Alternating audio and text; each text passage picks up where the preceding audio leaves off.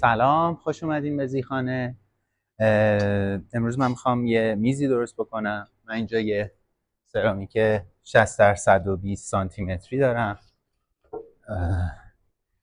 که یه دونه از یکی از پروژه‌های قبلی مونده، طرح بتونه و ابعاد دقیقش هم 60 سانتی متر در 120 سانتی متر و این قراره تبدیل بشه به یه میز کاهار میز کاهار تبدیل بشه به میز کار و من اینو بذارم اینجا.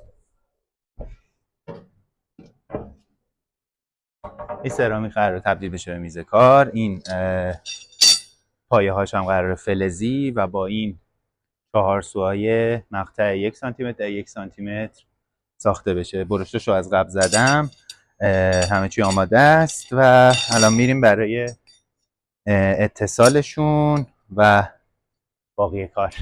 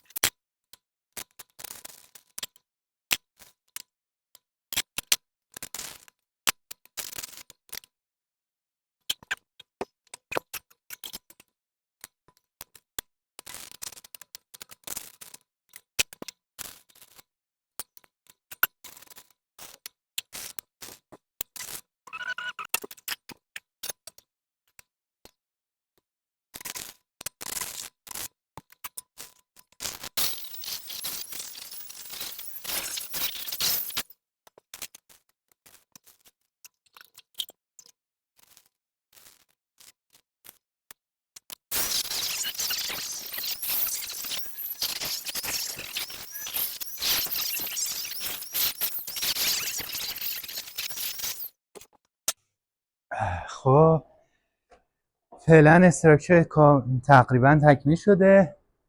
میخوام که تست بکنم سرامیکو بندازم داخلش. یه مقدار اینجا ساب میخواد که بعد بریم برای ادامه کار.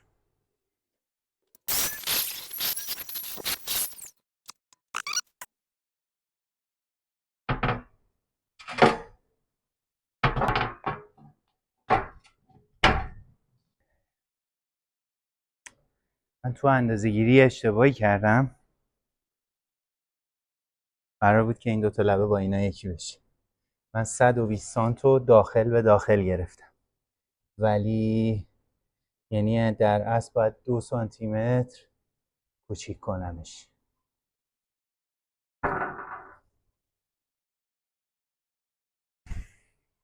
فقط یه مسئله دیگه هم وجود داره به خاطر وزن سرامیک و اینکه پایه های این 4 سوها خیلی ضخامتشون کمه، مقطعشون کمه. این بازی این میزو داره.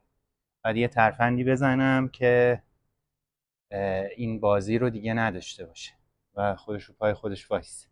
یه ساده ترین کارا اینه که احتمالاً یه ضربدر بندازیم. ضربدر که یعنی 2 تا 45 درجه تو هر کنج بندازیم که این جلوی این نیروی جانبیه رو بگیره و دیگه بازی نکنه.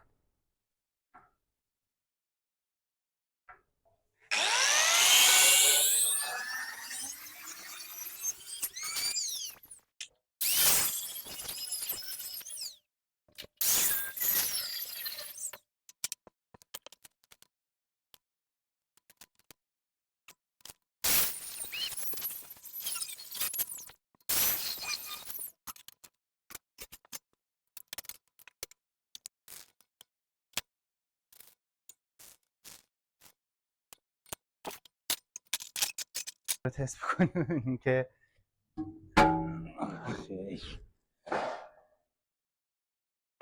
چطور پیش.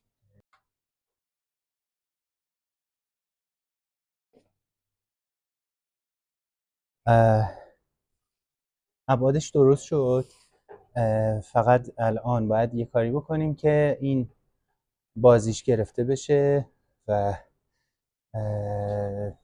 میخوام که به جای این که لچکی بزنم اینجا 4 تا ربع دایره، یعنی بتونم این 4 پهلو رو خم بکنم، گوشه ها بزنم ببینم که تاثیر میذاره یا خیر.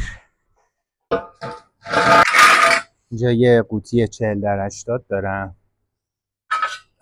و اینو میندازم داخلش.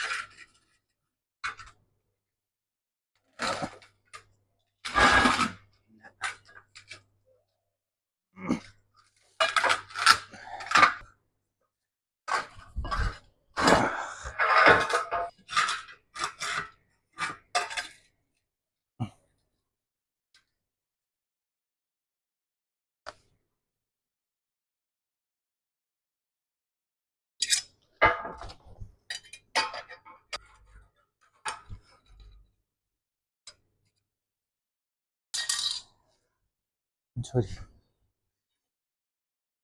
حالا چند تا دیگه مثل این میخوام، 1 2 3 تا دیگه مثل این میخوام.